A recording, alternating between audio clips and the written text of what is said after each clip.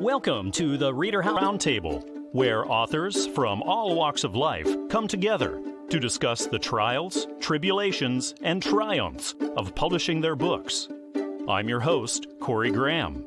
Join us here every Friday night at 8 p.m. or listen anytime via podcast at Spotify, Apple Podcasts, Stitcher, TuneIn, and PodServe, to name just a few. The Author Roundtable is sponsored by ReaderHouse Online Bookstore, where the independent new authors come first. Readers can enjoy stories of happiness, laughter, and respect in the new book by Eriksen, and it's titled The Backyard Gang, A Collection of Stories, Volume 1. Carol is sitting down here with me now at the ReaderHouse Author Roundtable. Carol, thank you very much for joining me tonight. Oh, thank you. I'm glad to be here. I'm really curious to hear what kind of stories you've told in The Backyard Gang. Could you tell me all about it? Sure. Well, first of all, the book is composed of 7 stories, and the book is about our differences and accepting those differences in kindness. And all the characters are different and have something unusual about them. One of the characters, Super Trooper, is a dog whose bark sounds like a roar, and another character, Al, the cat with no tail, doesn't have a tail. So those are just a few examples of the characters who live in the backyard. And the goal and message of the book is for children to learn to accept and respect each other, regardless of their differences. What inspired me to write the book was, the children in general who have disabilities or special needs, or the children who are being bullied in school or just feel alone. Kids with cancer or burn victims, wheelchairs, I just want them to know that they're special and unique, and they bring lots of smiles to the world, and they are loved. How long were you working on this? Actually, it took me several years. I was looking for, a good publisher and just to expand on my ideas. So it took me about 2 years. Is this the first time you've done anything like this? Have you written or published before? Yes, this is the first time I have written a book. Congratulations. So how did it feel when you got that first copy in your hands after all that time and all that work? Actually, I felt really good, thinking like, wow, I actually did it. Now, and then I asked myself, well, what are you going to do with it? So I'm just trying to get the message of my book out there. That's what I'm working on right now, and just trying to market my book and characters. So this is volume 1. Have you planned out more volumes? Do you know what you're going to write from here on out? Volume 2, yes, I'm currently working on Volume 2, and I'm just trying to gather my ideas and expand on Volume 1. Now you've been through the writing and the publishing processes. What advice could you have for the aspiring authors who are listening right now? I guess I could say don't give up. You're going to have people to tell you, it's a waste of time or nothing will ever come of your book.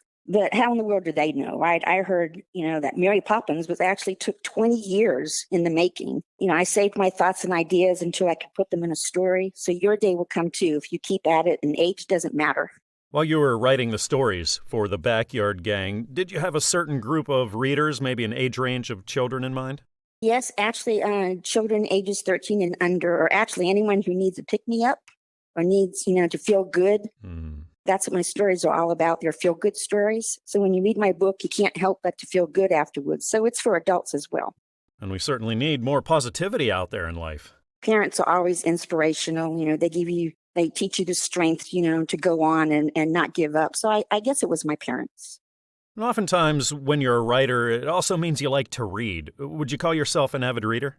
I like to read everything. If you don't stick with the one type of reading, you kind of limit yourself. So I try to expand and read everything, because the more you know, the more you can help others and yourself.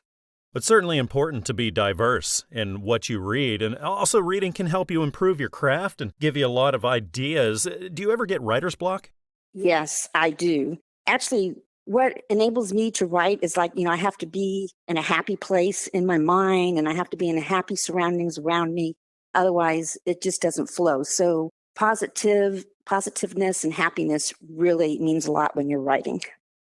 Absolutely. And thank you for using your gifts and your talents to inspire readers and to teach children all these important things. The name of the book is The Backyard Gang, A Collection of Stories, Volume 1. It's written by Eriksen, and it's published by Christian Faith Publishing. You can find it everywhere that you shop for books: Amazon, Barnes & Noble, iTunes, and traditional brick-and-mortar stores. Well, Carol, thank you again for joining me here tonight. I had a really nice time talking with you. Thank you. Likewise. I appreciate you having me. Sitting with me here right now at the ReaderHouse Author Roundtable is author Jerry Black. Jerry, thank you for joining me today. Thank you. You've got a new book out right now. It's called Aging with Joy and Impact, a practical spiritual guide for baby boomers. Could you tell us what it's all about? Well, it's about the importance of spirituality among seniors today. There are 76 million baby boomers out there. And I wrote the book to comfort them and to challenge them. I wrote it to comfort them because whether you're Catholic, Protestant, or Jewish, most of us grew up in religions where there was a lot of guilt established. You know, God was an angry God, and we were going to go to hell if we sinned and all that. And a lot of people jump ship. And I wanted to kind of comfort them that the importance is spirituality here. But on the other hand, I wanted to challenge them. If you get to 65 these days, there's a great chance you're going to live to 85. And what do you do with those 20 years, you know? And I'm encouraging people to be joyful, you know, be positive about it, and also to have some impact, to serve other people. And that's different for every person, but, you know, it can be very simple. It can be a nice person, be pleasant. That's basically what it's all about. So how'd you get the idea for this, or where did the inspiration for it come from? When I was young, we lived in Chicago, but all of our relatives were in Cincinnati, and we'd go there about once a year. And there were a lot of senior citizens. My mother was the youngest of 11. Most of the aunts and the uncles and all that were much older, and they were lively people, kind of full of hell, you know. And I always thought that was a good model for what a senior should be like, or what senior living should be like. Then, as I realized when I turned 65, I expected to live another 20 or 25 years. And I thought, you know, there's things we should be doing to serve others, to impact others. That was kind of the premise of the whole book. Is this the first time you've written, or the first time you've been published at all? Yes, it's the first time published. It's a huge deal to, get your first book out there. What would you say was the most challenging part about the whole thing? Part of it was all the surgeries I had in the last couple of years. Oh, no. And keeping to it, you know, getting to it. And in some sense, doing the research, so I had a basis for many of the things. Actually, it wasn't that challenging, but I interviewed 30 seniors, and that was very helpful in getting the basis for a lot of this.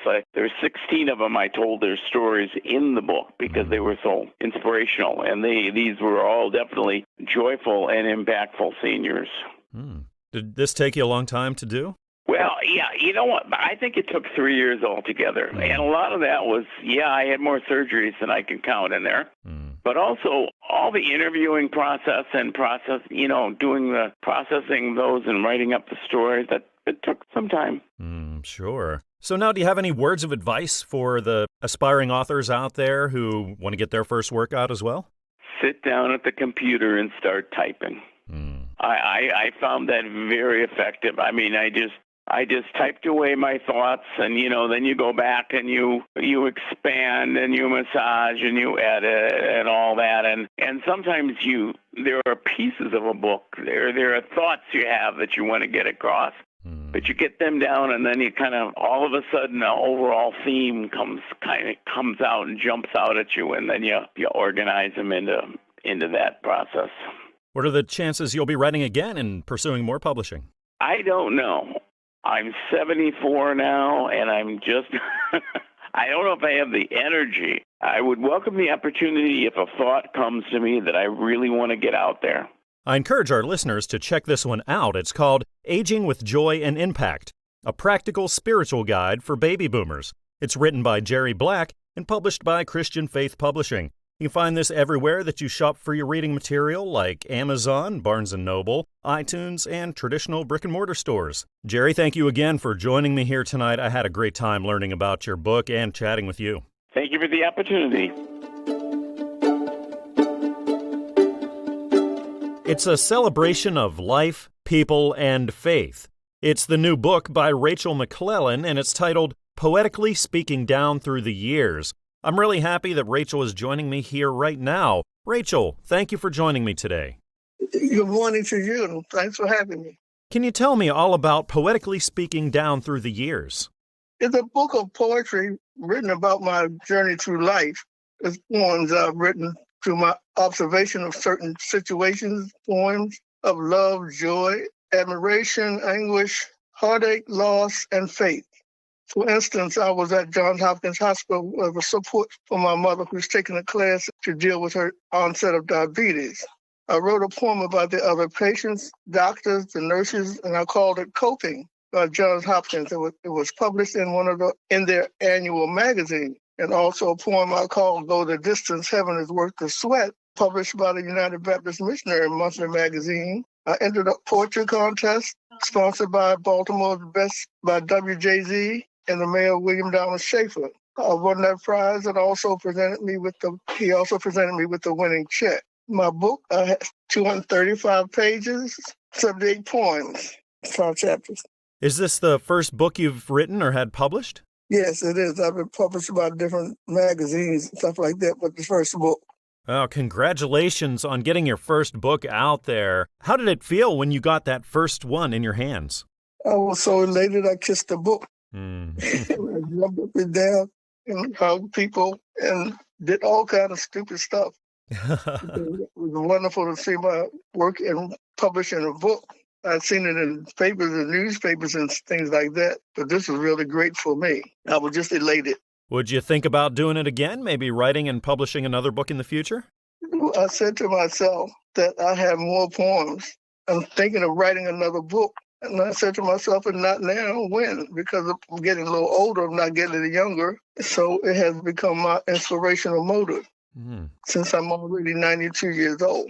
What a fantastic attitude to have. So what advice would you give to people who maybe haven't written a book yet but feel like they want to? I would say if you have anything, writing or whatever you wanted to do, now is the time. You should always deal with the day that you have, because you never know when you'll have a problem or you can't do this or that or get too late. It's better to be right and early and just go ahead and do it. You never know when you get another chance. What happens when you're writing and you hit writer's block and the words won't come out anymore? What do you do? Oh, yeah, that's true. You do get writer's block. You have to fight your way through it. And if it just seems impossible, I just sit there and just wait and think. And sometimes I look at other people's work and it just inspires me if they can do it, I can do it. Absolutely. Can you say that there's a person or maybe multiple people in your life who have been most inspirational or motivational to you? My mother, when we were coming up, didn't have anything really in the way of toys or even books. I don't know where my mother got these books. I think she got them from people that she used to work for. And on Saturdays, she would entertain us. It was 5 of us. And she used to entertain us by standing on the stairs, repeating poems about Paul Laurence Dunbar, Henry R. Wharton Longfellow, all people like that. And that inspired me. She would give us poems to write and recite that she picked out for each one of us. And that stuck with me. It inspired me. And I began writing at the age of 9. And then when I went to school, I started writing schools and I started writing poems and I began to write plays. And my grandparents used to come to see my plays and encourage me to keep on doing it. Well, Rachel, thank you for using your gifts to inspire us through your poetry. The book is called Poetically Speaking Down Through the Years. It's written by Rachel McClellan and it's published by Christian Faith Publishing. You can find this everywhere that you get your reading material at Amazon and Barnes & Noble, iTunes, and traditional brick-and-mortar stores. Rachel, thank you again for joining me here today. I had a wonderful time learning about your poetry and speaking with you. Thank you very much for asking me. Author Susie Wunderli Clark is joining me here right now at the ReaderHouse Author Roundtable. Susie, thanks for being here with me tonight. Well, thank you. Thanks for having me. It's great to have you here. You got a new book out right now. It's called Bernie Bakes a Cake. Could you tell me about it? Yeah, it's a children's picture book. It's been a labor of love. It's about, a family folk lore about myself and my mom. And it's just kind of a fun, engaging little story. How did the idea for the story come about? I had been tossing it around in my head for years. Then my mom passed away 3 years ago. Sorry. Oh, thank you. But it's really kind of in honor of her. It's just one of those family stories that gets told and retold and everybody laughs about. And I thought, I've got to get this in print. That'll just be something nice in honor of my mom. And the words, about 2 years ago, the words just started coming. And I was able to pen it pretty easily. And then, obviously had a bunch of revisions. It was interesting how it just kind of popped into my head one day. That's wonderful. Is this the first time you've done anything like this? Yes, absolutely. How long did it take you to do altogether? Oh, a couple of years. I mean, because I found my own illustrator, which, I was clueless. I didn't know that I necessarily didn't need to, but I'm so grateful I did. So we worked side by side, the illustrator and myself, and she really caught the vision of what I had envisioned. And she was fantastic, and we worked really well together. So I think that may be why it took a little bit longer, and I didn't know where to start. So Fulton Books has been amazing for me. Bernie Bakes a Cake is a children's picture book, like you said. Did you have a certain age range of children in mind? Yes, I was thinking, 3 to 10. I know that's a broad spectrum, but I think it's funny enough for older kids to get it and make them laugh, but it's also easy enough for younger children. So you've written a book for the first time. You've been through the publishing process for the first time. I'm sure you learned a lot. Is there any advice that you could give for aspiring authors listening right now? Yeah, I think just continue. If you have a dream, just continue to plug away and just keep trying. It doesn't matter how many times you get told no, or, I mean, if you really believe in something, I think you just keep going for it. I was lucky to find some good people at Fulton Books, and I actually had some friends that have published and gave me some advice. So that was priceless to me. What are the chances Bernie might make a return in a sequel of some sort? Like 99%. I'm actually already working on the sequel that's in editing right now. So the chances are actually very good. What would you say was the most challenging part of the whole thing, from writing it out to final publishing? I think finding the right publisher was very challenging. And I worried along the way about having what I envisioned translate to paper, if that makes sense. And then I think waiting. I'm not a patient person, so I think waiting for everything to come to completion was a little hard. So after all that work, all that waiting, and everything you put into it, how did it feel when you held that first copy in your hands?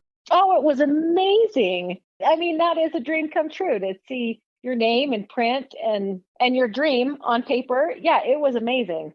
You talked about consulting some people, looking for advice while you were writing this book. Were there other people in your life who you would say were motivational or inspirational to you along the way? Well, yeah, for sure, my mom.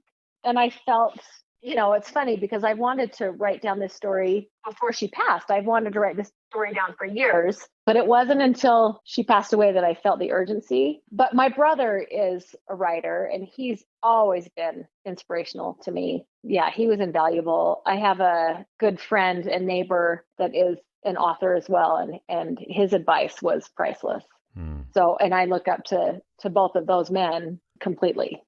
Well, I encourage our listeners to check this out. It's called Bernie Bakes a Cake. It's written by Susie Wunderli Clark, and it's published by Fulton Books. You can find this everywhere that you shop for books, like on Amazon, at Barnes & Noble, at iTunes and Google Play, and traditional brick-and-mortar stores. Well, Susie, thanks for joining me here again tonight. I had a great time learning about Bernie Bakes a Cake, and just a really nice time talking with you. Thank you, Corey. I appreciate it. A Love Song Just for You is a book that's in stores now by Gloria Johnson, and Gloria is joining me here right now at the ReaderHouse Author Roundtable. Gloria, welcome to the show. Thank you so much for being here with me tonight. Well, thank you so much for having me. I'm excited to be here. I'm excited to be speaking with you. Could you tell me all about A Love Song Just for You? Well, it is really a book about a book. It's about the book in the Bible, Song of Solomon.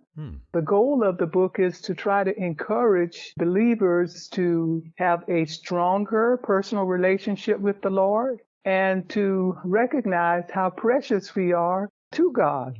I came to want to write about this after I pondered some readings in the Song of Solomon. The Lord shared revelations with me, and I just felt in my spirit that I just had to share with others so that they could also try to grow in the Lord and to understand more about who we are in Him. Who would you say your ideal readers would be? Well, I believe the book is ideal for everyone. For boys and girls, men and women, believers and non-believers. Jesus said that He came that we might have life and have it more abundantly. And He also came to give us an opportunity to have a full relationship with the Father again. And John 3:16 tells us that God so loved the world that He gave His only begotten Son, that whosoever believe in Him would not perish, but have everlasting life. So this book is for whosoever. It's for everybody. And the goal is to try to encourage everyone, all of God's creations, to have a personal, closer walk with the Lord. Now, when it comes to writing and publishing, have you ever done anything like this before? No, this is my first time writing a book. It's something totally new. Have never done it before, but I'm so excited that, I was able to accomplish it and pray that it glorifies God and help to advance the kingdom of God. Because that's my goal and my desire. About how long were you working on it? Oh, it took 4 years. I started in 2018, and I probably would not have been finished yet, but a couple events happened that prompted me to get busy. One was the death of my brother, Daniel. Oh, I'm sorry. In December 2019, and another was the pandemic in 2020. And with those two events, I realized that, time is not promised. We are all here for a certain season. And while we are here, we should be about the works the Lord has sent us here to do. So I thought about, He had given me this topic in 2018, and I had been lagging. But after those two events, I decided, let me get busy and move on through this. It did take a little while, but thankfully I made it to the end. After all that time and energy spent on this, how did it feel when you got that first copy in your hands? Well, I was thankful and, of course, prayerful, praying that it would be a blessing to many and that God would be glorified, that the kingdom would be advanced, because that's my desire it's not about me. It's not about me making an accomplishment or making a name for myself. I want to advance the kingdom of God. I want men and women to know Him for themselves, to have a personal relationship with Him. And if I can do anything to help advance that, then that's what I would like to do. I just feel honored that the Lord would use me to share His word in a written form to be a blessing to others and to try to advance His kingdom. And if it's just one person who is blessed through this book, it is worth it. I encourage our listeners to check this book out. It's called A Love Song Just for You. It's written by Gloria Johnson and published by Christian Faith Publishing. You can find it everywhere that you shop for your books: Amazon, Barnes & Noble, iTunes, and down the street at your local bookstore. Gloria, thank you so much again for joining me here tonight at the show. I really appreciate your time, and I had a great time talking with you. Thank you. I enjoyed it as well. We here at the ReaderHouse Author Roundtable love books that pass wisdom on to the younger generation. Author Jan Sherman is doing just that in her new book, Brandon the Bee, Be You. I'm really happy to be joined by Jan here right now. Jan, welcome to the show. Thanks for being here. Oh, thank you. Thank you for the opportunity. Could you tell me all about Brandon the Bee, Be You? Absolutely. This book is near and dear to my heart. It is about bullying and how Brandon the Bee has a blue stripe and he was bullied, and how Queen Bee just tells him that he's perfect just the way he is and that he should embrace his differences and just kind of encouraging him. And then he goes through this dream of this mean bee. It's Lucas, the bully bee. And he just is making fun of his blue stripe, and Brandon the bee is just scared. But then something inside of him wells up, and he's got this incredible confidence. And he just says, blue stripe power. And, and he just realizes that he's got something somebody else doesn't have. The whole moral of this book is bullying is a real thing. And children get bullied. But if we can embrace our differences, we can see that we are special just the way we are. What a great message. Did you have an age range of children in mind when you wrote this? Probably 4 to 8. How did you get the idea for this story?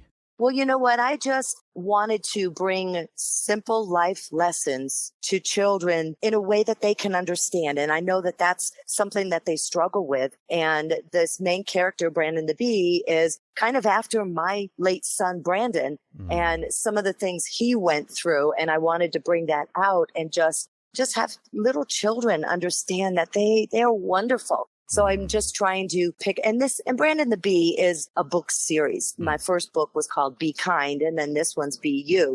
So it's just bringing good morals into the homes and to the lives of children. Certainly. Thank you for that. Now, you mentioned this being a series. Do you have more planned then after this? Absolutely. Yeah, I'm working on my third Brandon the Bee book now. Oh, that's wonderful. How long does it take you to write a book like this? Oh, gosh. Usually, well, the first 2 books have really come fairly easy. As long as I have a topic and think through the plot and the characters that I want in it, it goes fairly quick. But honestly, writing children's books to me is a lot harder than writing an adult book. It's just you've got to get the message right in a way that they understand and keep it short and simple. And so that's kind of what I do. But it probably took me maybe 3 months to write it. Another big part of children's books are the illustrations. What kind of process was that like for you?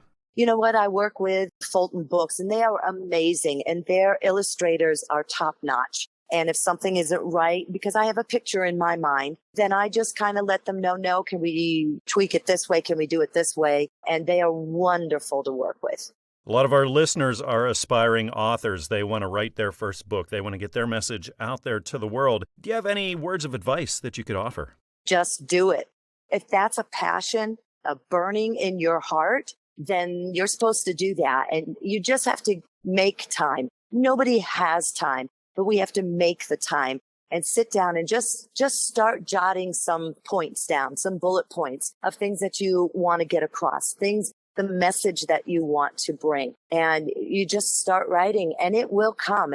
Sometimes there's that whole writer's block. Well, then you just stop and you go to it the next day. But it will come and it's amazing. The process is amazing. The name of the book is Brandon the Bee, Be You. It's written by Jan Sherman and published by Fulton Books. You can find this everywhere that you shop for reading material: Amazon, Barnes & Noble, iTunes, Google Play, and traditional brick-and-mortar stores.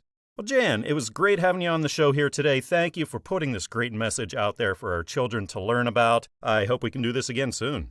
Absolutely, and thank you so much. How can children be godly examples? Author Jo Pack answers that in her new book, Scooter Squirrel: Adventures Through the 10 Commandments. Jo is right here with me now at the ReaderHouse Author Roundtable. Jo, welcome to the show. Thank you for joining me. Thank you for having me. Can you tell me all about what you've written in Scooter Squirrel? Of course. Scooter Squirrel: Adventures Through the 10 Commandments is a charming, informative children's narrative.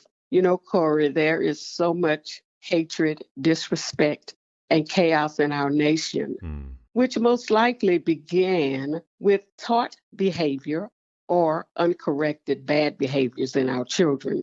Scooter Squirrel's grandmother, who has a very loving, honest relationship with her girls, notices some bad behaviors developing and decides it's time to teach them God's 10 Commandments.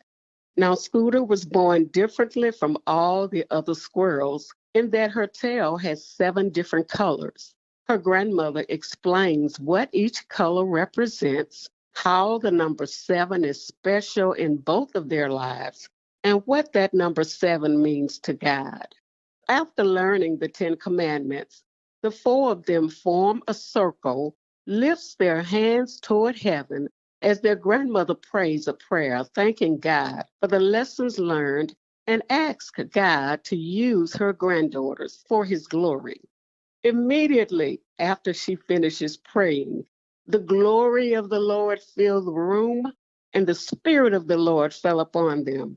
The girls were changed and received special powers from the Lord to help in their service to God. What a wonderful story. Where did the idea for this come from? Well, I tell you, Scooter Squirrel was birthed in my spirit some 30 years ago. At the beginning of 2nd or 3rd grade, one of my son's projects was to write a short story. Squirrels were plentiful in our neighborhood, so we decided to write about a squirrel and named him Scooter. I don't know who came up with the name, but this time Scooter is a girl, and back then Scooter was a boy. Did you have an age range of children in mind when you wrote this? Maybe from birth, babies, because I know most people read to their babies. I know I did. On through middle school. Scooter Squirrel is such a cutie pie, and almost everyone loves an adventure. Plus, there are very colorful illustrations all through the book. Yeah, the illustrations are so important when it comes to children's books. What was that process like for you? Oh, the process was great. This is not my first time writing a book. So the process was great. I went with the same publishing company, Christian Faith, who've been wonderful throughout both of my publications.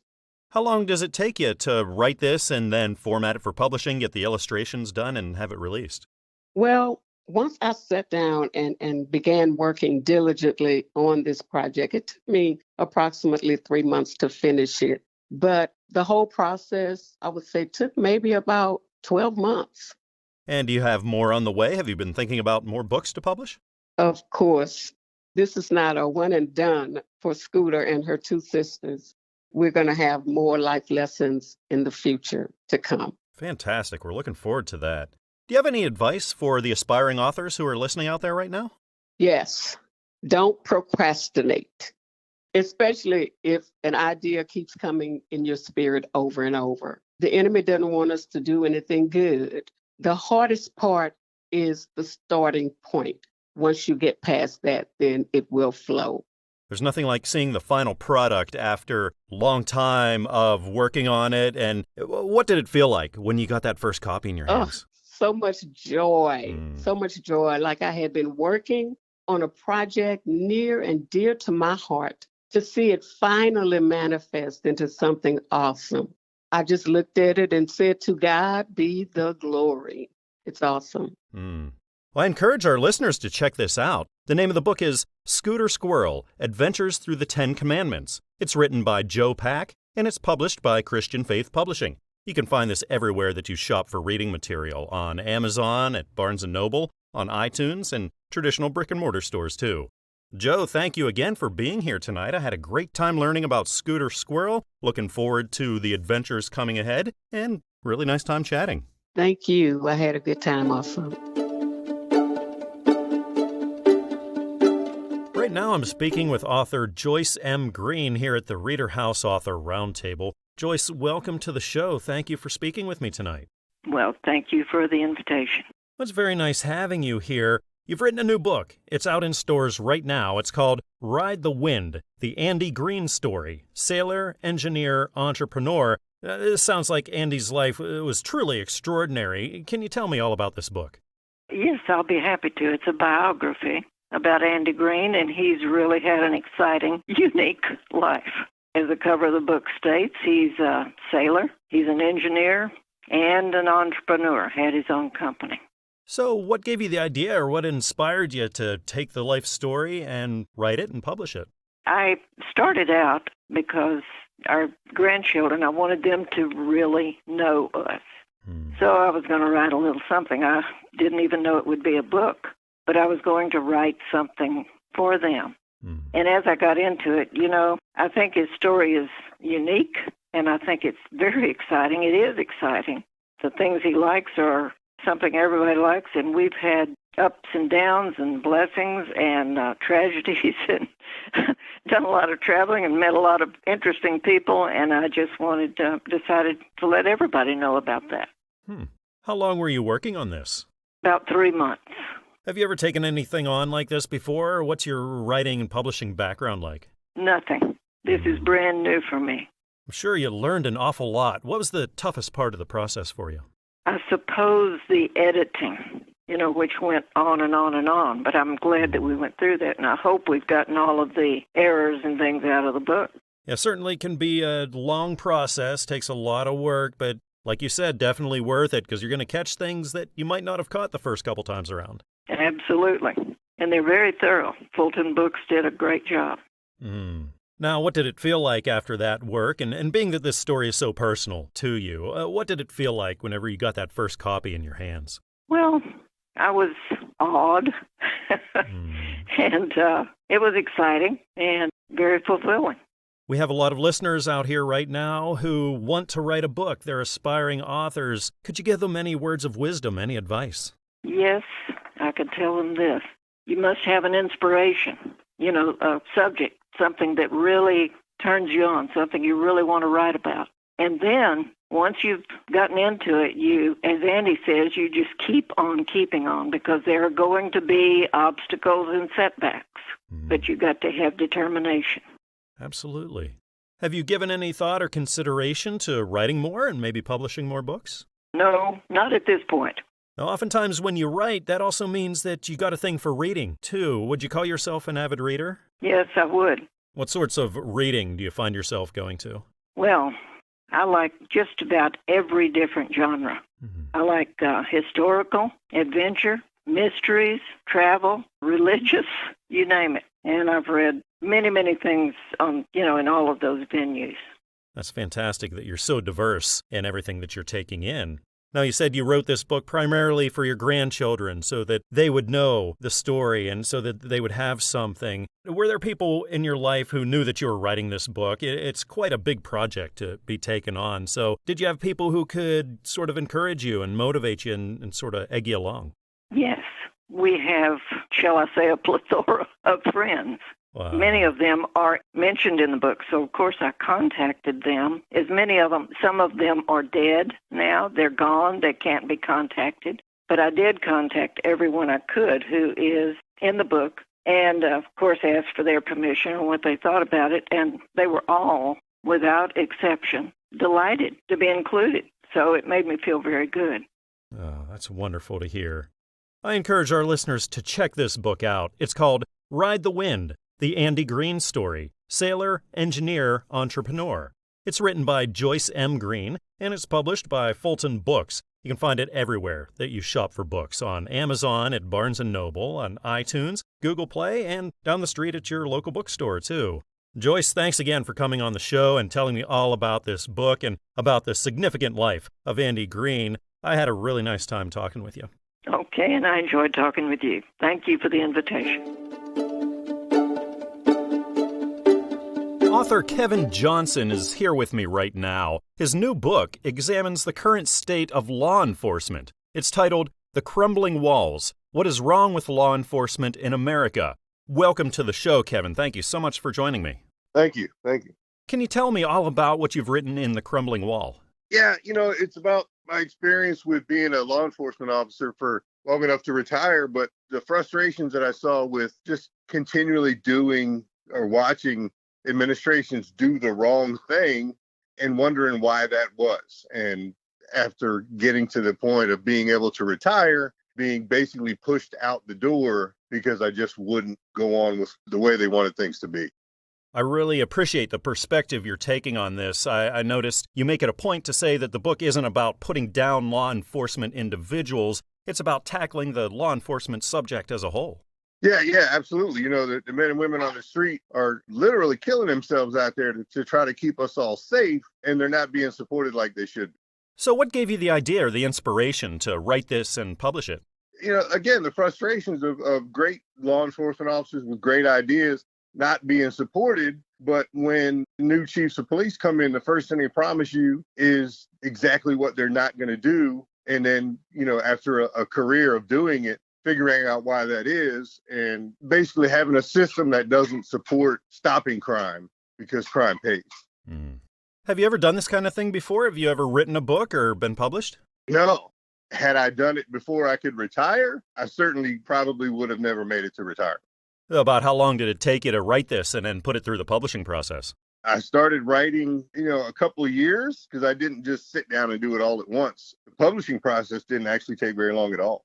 That was pretty smooth once we got it going. How did it feel? What were you thinking then whenever you got that first copy in your hands? It was emotionally exhausting because I had held so much in for so long, and then to get it down on paper and then to actually see it done, like I said, it was exhausting, but relieved, relieved that it was finally for real. Law enforcement, it is a hot topic right now. Were you met with any resistance when you published this? No, not yet, because I think, if you read it, if you're a good cop, you're going to agree with everything you read. If something in it bothers you, then you may have some inward looking to do. So now that you've done this for the first time, I'm sure you learned a lot about the process. Would you have any words of advice for the aspiring authors out there? People have talked to me about it and said, what do I do? What's the first step? And I said, the first step is to just write it. Because when I got with Fulton Books, they walked you through the rest of it with figuring out what to do and where to go and what to do with it. They made it easy, and it was someone you could call. And so for people that want to write something, just write it. Put it on paper. Don't worry about how it looks. Just write it, and then they'll take it from there. Something is very wise that you partner with a reputable publisher, someone who knows all the ropes and knows all the hoops you got to jump through and get a really great quality book out there. Yeah, actually, I have a friend of mine that did a self-publishing, and it took him forever, and he didn't have many questions answered ever that, I could call a publisher. What do I do about this? What do I need? What do I need to get that done? It's answers at the tip of his fingers where he would have nobody to go to, and it wasn't a pleasant experience for him. He walked away from it like, yeah, I won't do that again because it was so hard for him. And I don't have that at all. I would do it again in a minute. It was that simple. Well, that's fantastic. That's the next thing I was going to ask. If you had another book in you, if you're thinking of doing this again. Yeah, and people have asked me that also. I want to see what kind of reception I get from this. And then, I've got some other experiences, very positive experiences I had as a police officer that I could share that may be able to help some people. So, I want to see how much negativity I get from this topic. But yeah, I do want to share kind of a lot of the positive community stories that we came across in my time. Oh, that'd be wonderful. Yep. I encourage our listeners to check this book out. It's called The Crumbling Wall: What is Wrong with Law Enforcement in America? It's written by Kevin Johnson and published by Fulton Books. You can find it everywhere that you shop for your books: Amazon, Barnes & Noble, iTunes, Google Play, and traditional brick-and-mortar stores. Well, Kevin, thank you so much again for joining me. I really enjoyed learning about The Crumbling Wall. It was a nice time chatting tonight. I appreciate it. The great state of Alaska is not only breathtaking in its beauty, but boasts of a rich history. And that's the focus of the new book, Alaska Veterans. And I'm joined by the author, retired United States Air Force Colonel Suellyn Wright Novak. Suellyn, thank you for joining me tonight. Oh, my privilege and pleasure. Can you tell me all about what you've written in Alaska Veterans? Alaska Veterans is an expanded version of the guided tour that I gave for years of the Alaska Veterans Museum. And so it tells little-known stories. I mean, even the Alaskans that are up here, they don't know this history. Wow. And so this introduces all of that. And for our visitors who are up here, it gives them a chance to take something home so that other people can hear those stories.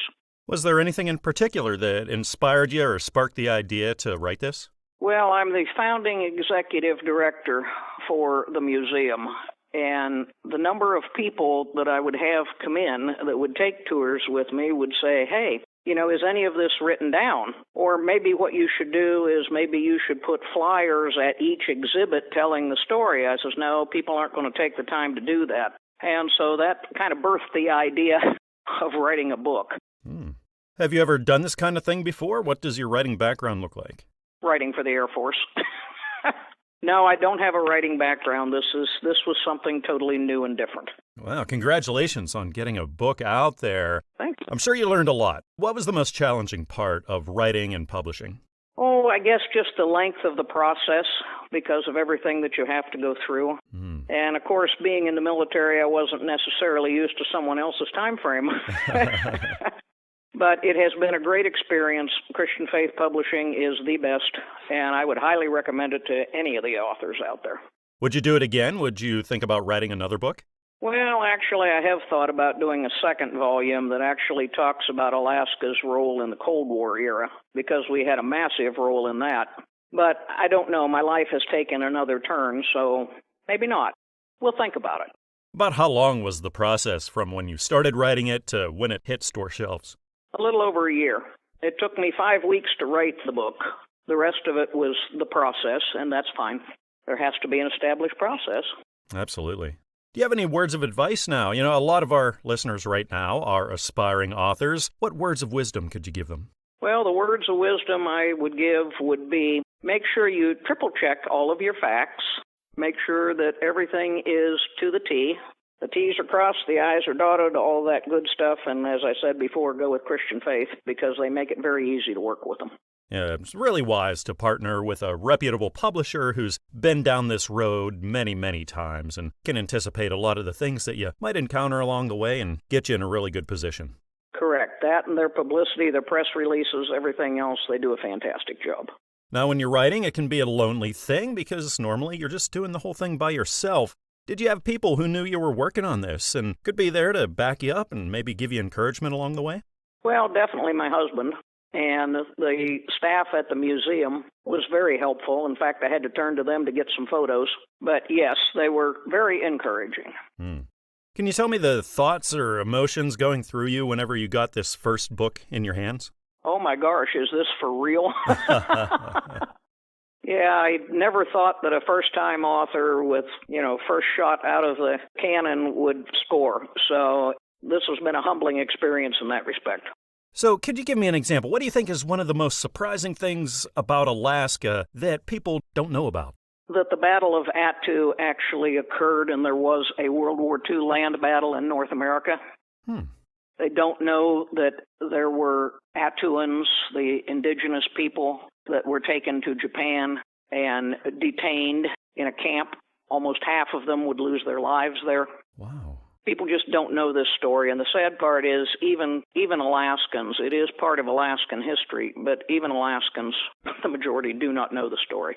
I mean, after all, come on, the Japanese came onto the islands in June of 1942, and we didn't take the islands back until we took Attu back starting in May 43, and then we went on to a deserted Kiska because the Japanese had pulled all of their troops out by submarine and under cover of another storm. Wow. So people, they simply don't know that. They don't know of the heroism of the defenders of Attu in particular. It actually was the second most costly battle in the Pacific War, the second only to Iwo Jima. But folks do not know that. The historians will tell you that the Battle of Attu was simply a sidelight to Midway. Well, I got news for you. To the guys who fought there, it was no sidelight. Wow. And this story needs to be told. People need to know it. After all, that was only the second time we had been invaded and occupied in our history, in U.S. history. Wow. Truly is an important story to tell, and Suellyn, thank you for your hard work to get this really important history out to us. The name of the book is Alaska Veterans, written by Suellyn Wright Novak, retired colonel of the United States Air Force. It's published by Christian Faith Publishing. You can find this everywhere that you shop for books, on Amazon and Barnes & Noble, iTunes, and traditional brick-and-mortar stores. Well, Suellyn, thanks again for coming on the show here tonight. I had a nice time finding more out about Alaska and about the history that's out there, and it was just really nice chatting with you. My privilege and pleasure. Thank you. It's been great. We hope you enjoyed this edition of the ReaderHouse Author Roundtable, where authors from all walks of life come together to discuss the trials, tribulations, and triumphs of publishing their books. We hope to see you back here every Friday night at 8 p.m. or listen anytime via podcast at Spotify, Apple Podcasts, Stitcher, TuneIn, and PodServe, to name just a few. The Author Roundtable is sponsored by ReaderHouse Online Bookstore, where independent new authors come first.